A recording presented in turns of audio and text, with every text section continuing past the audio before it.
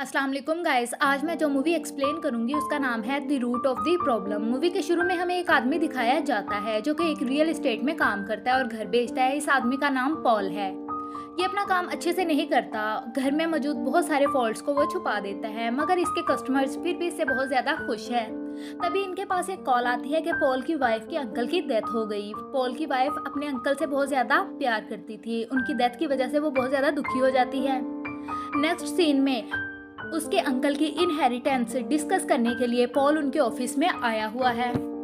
वहाँ पर uncle John के दोस्त भी मौजूद हैं। अब यहाँ पर पॉल तो शॉक्ड हो जाता है क्योंकि उसको इनहेरिटेंस में पैसे नहीं बल्कि एक प्लांट दिया जाता है। अब पॉल जब उस प्लांट को घर लेकर आता है तो उसको बहुत ज़्यादा गुस्सा आ रहा था। उसका तो ये दिल करता है कि वो प्लांट को घर में भी ना एंटर करे। हम पॉल और उसकी वाइफ को देखते हैं जो बहुत ज़्यादा परेशान है क्योंकि उन दोनों ने तो ये एक्सपेक्ट किया था कि उनके अंकल विरासत में बहुत ज़्यादा पैसे और प्रॉपर्टी उनके लिए छोड़कर जाएंगे, मगर उन्हें क्या मिला? उन्हें तो सिर्फ एक प्लांट मिला। अगले दिन ये अपने बेटे को भी डांट रहा था कि वो अपने फ्रेंड को फ्रूट्स क्यों खिलाता है। पॉल की एक बेटी भी है जो अपने बाप के इस रवैये की वजह से बहुत ज़्यादा फेड अप हो चुकी है। इसके बाद पॉल को हम उसके घर पर देखते हैं जो कुछ टाइम निकालने के बाद उस पौधे को पानी देता है, मगर जैसे ही ये इस पौधे को पानी देता है तो इसे पता चलता है कि ये पौधा तो मनी हार्वेस्ट करता है। अब ये खड़े खड़े इस पौधे से $100 ले लेता है। तभी इसकी फैमिली भी यहाँ पर आ जाती है, मगर ये इस मैजिक के बारे में अपनी फैमिली को नहीं बताता और ऐसे फील करवाता है जैसे सब कुछ नॉर्मल है। अब पॉल जब वापस घर आता है तो इसकी वाइफ इसको बताती है कि इसने भी पौधे को पानी दिया था। ये डर जाता है इस बात से कि शायद इसकी वाइफ को भी पता चल गया है कि वो पौधा तो पैसे देता है, मगर इसकी वाइफ कहती है कि मैंने पानी तो दिया मगर कुछ खास नहीं हुआ, ये पौधा अभी तक बड़ा नहीं है। ये सुनकर पॉल की टेंशन रिलीफ हो जाती है कि शुक्र है इसकी वाइफ को इस मैजिक के बारे में नहीं पता चला, और हंसी खुशी जाकर उस पौधे को पानी देने लग जाता है। ये प्लांट ऐसे ही दिन ब दिन बहुत सारे पैसे देने लग जाता है और पॉल अमीर होता जाता है। अब अगले दिन एक आदमी चर्च के लिए फंड्स मांगने आता है। पॉल उसको कुछ पैसे दे देता है। अब ये बहुत ज़्यादा सखी हो गया था। इसकी फैमिली ये सब कुछ देखकर बहुत ज़्यादा हैरान हो गई थी और अब पॉल अपनी शक्ल भी चेंज कर लेता है, अच्छे अच्छे कपड़े पहनने लगता है। ये सारे थैंक्स तो उस पौधे के लिए हैं जो ज़्यादा से ज़्यादा मनी हार्वेस्ट कर रहा है। मगर पॉल अभी भी ये सीक्रेट अपनी फैमिली के साथ शेयर नहीं करता। अब ये पहली मर्तबा अपने बच्चों को बहुत ज़्यादा पॉकेट मनी देता है। इसके बच्चे ये देखकर बहुत ज़्यादा हैरान हो जाते हैं।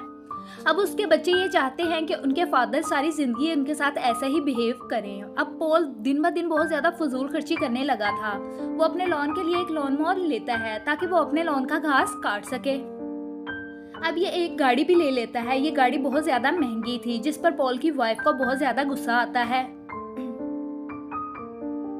और उससे पूछती है कि इतने पैसे कहाँ से आए और तुम ऐसी चीज़ों पे ये पैसे क्यों ज़ाया कर रहे हो। उसको दिन ब दिन पॉल पर शक हो रहा था। वो अपने शोहर के लिए फिक्रमंद थी कि कहीं इसका हस्बैंड कोई इलीगल काम ना कर रहा हो। अब अपनी वाइफ से आर्ग्यू करने के बाद पॉल दोबारा से शेड में चला जाता है जहाँ पर उसने वो प्लांट रखा हुआ था और दोबारा से उस पौधे से मनी हार्वेस्ट करता है। इस दफ़ा तो उस पौधे से उसको $100,000 मिलते हैं। पॉल बहुत ज़्यादा खुश हो गया था। ये ऑफिस जाता है तो इसका फ्रेंड जैक इसे कहता है कि तुम्हारी गाड़ी तुम्हारे हिसाब से नहीं है। पॉल को इस बात पर बहुत गुस्सा आ जाता है और वो एक न्यू ब्रांड स्पोर्ट्स कार खरीदने चला जाता है। ये कार वाले को कैश देता है। अब कार सेल्स वाले को पॉल पर शक हो जाता है और वो पॉल की इन्वेस्टिगेशन के लिए एक डिटेक्टिव को इसके पीछे लगा देता है। अब पॉल जो कि इतनी महंगी कार खरीद चुका था ये जाकर अपने फ्रेंड जैक को दिखाता है और उसको बताता है कि ये कार मुझे अंकल जॉन के पैसों की वजह से मिली है। मगर जब ये स्पोर्ट्स कार शो ही मारते हुए अपने घर लेकर जाता है, लेकिन इसकी वाइफ को तो इस कार से कोई भी ज़्यादा खुशी नहीं होती। वो पॉल से पूछने लग जाती है कि तुम इतने पैसे कहाँ से ला रहे हो। अब पॉल अपनी वाइफ के बिहेवियर की वजह से बहुत ज़्यादा डिप्रेस था। अगले दिन दोबारा से वही आदमी चर्च की फंडिंग के लिए फिर से आता है, मगर इस बार पॉल उस आदमी को एक भी पैसा नहीं देता। एक्चुअली जो आदमी चर्च की डोनेशन के लिए पैसे लेने आता है ये अंकल जॉन का दोस्त है और इसको ये बात भी पता चल गई है कि अभी तक पॉल ने अंकल जॉन का घर नहीं बेचा और आज तो चर्च की डोनेशन के लिए भी पॉल ने कोई पैसे नहीं दिए।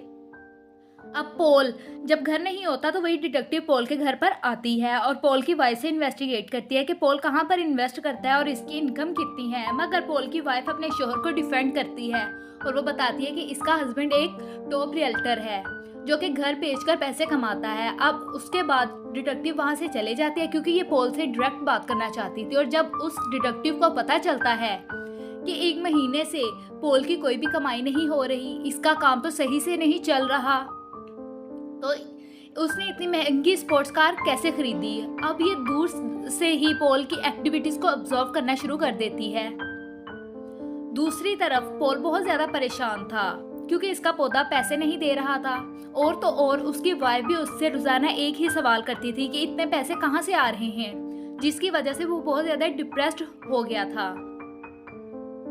इसके बाद पॉल अंकल जॉन के फ्रेंड के ऑफिस जाता है और उसको चर्च की डोनेशन के लिए बहुत से पैसे देता है। अब अंकल जॉन के दोस्त पॉल को बताते हैं कि लोगों की ज्यादा से ज्यादा मदद किया करो। पॉल को मशवरा देते हैं कि सही हो जाओ। ये बात पॉल को बहुत ज्यादा पसंद आती है और वो चर्च की फंडिंग के लिए बहुत सारे पैसे देकर चला जाता है। तभी डिटेक्टिव जो कि पॉल का पीछा कर रही थी वो ऑफिस में पहुंच जाती है। ऑफिस में कितने सारे पैसे पड़े हुए हैं जो अभी अभी पॉल देकर गया है। हम देखते हैं कि पॉल बहुत ज्यादा आजिज हो जाता है क्योंकि पौधा पैसे नहीं दे रहा था। ये बाइबल पढ़ता है और भी बहुत सारी बुक्स पढ़ता है जिससे इसको पता चले कि ये पौधा पैसे कैसे देगा। अब अगले दिन पॉल को अपने बेटे के साथ गेम भी खेलनी थी, लेकिन वो बहुत जल्दी चला जाता है जिसकी वजह से इसका बेटा बहुत ज्यादा अपसेट था।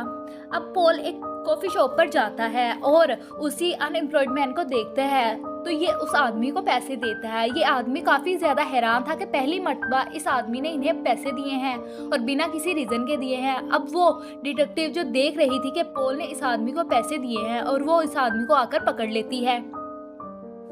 अब जिस आदमी को पॉल ने पैसे दिए थे वो ये समझ रही थी कि वो आदमी शायद कोई ड्रग डीलर है और साथ ही वो अंकल जॉन के दोस्त को भी जाकर पकड़ लेती है।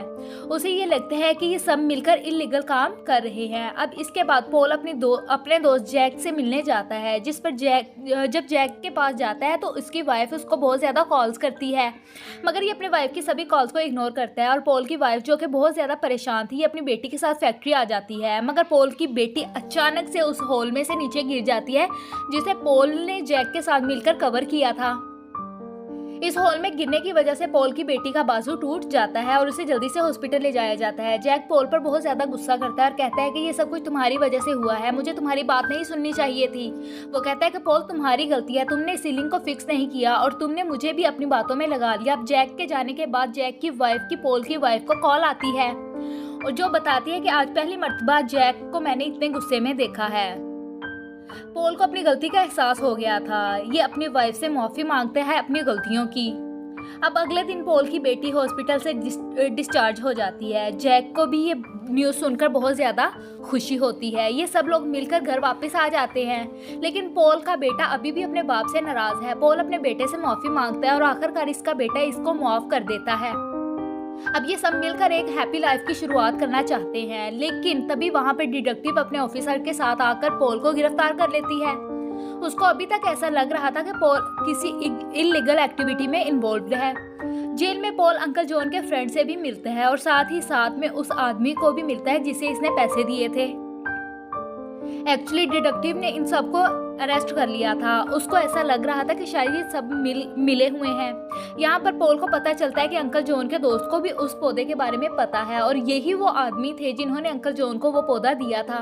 अंकल जॉन के दोस्त पॉल को बताते हैं कि आपके अंकल पहले आप ही के जैसे थे, वो नाखुश रहते थे, उनको उस पौधे से पैसे तो मिलते थे मगर इसके बावजूद भी वो नाखुश ही रहते थे। और आखिरकार उन्होंने इसके बाद डिसाइड किया कि वो अपने पैसों को लोगों की मदद के लिए लगाएंगे। उन्होंने चैरिटी में डोनेट करना शुरू कर दिया और इस तरह से उनकी लाइफ अच्छी से अच्छी होती गई। यहाँ पर पॉल को ये भी पता चलता है कि अंकल जॉन के जो फ्रेंड हैं वो किड्स कैंप चला रहे हैं, वो एक्चुअली में पॉल की वाइफ के पेरेंट्स चलाया करते थे। अब इसके बाद इन लोगों को रिहा कर दिया जाता है जैक की बात पर, क्योंकि जैक कहता है कि सारे पैसे इनको फैक्ट्री सेल करने से मिले हैं। वो बताता है कि मैंने पॉल को कमीशन दिया था फैक्ट्री को सेल करने पर। वो उसकी तरह इस वजह से वो पॉल को आज़ाद कर देते हैं। अब पॉल किड्स कैंप की एक्टिविटी में इन्वॉल्व होने का डिसाइड करता है और अपनी न्यू स्पोर्ट्स कार भी किड्स कैंप के लिए डोनेट कर देता है। ये सब बहुत ज़्यादा खुश होते हैं, स्पेशली पॉल की वाइफ और उसका फ्रेंड जैक। उसको पॉल पर फख्र होता है। लास्ट सीन में हमें दिखाया जाता है कि पॉल अपनी फैमिली के साथ वेकेशन पर जाता है। वो पौधा अंकल जॉन के दोस्त वापस ले लेते हैं अब वो उनके पास रहेगा और जॉन अपनी फैमिली पॉल अपनी फैमिली के साथ बहुत हैप्पी है।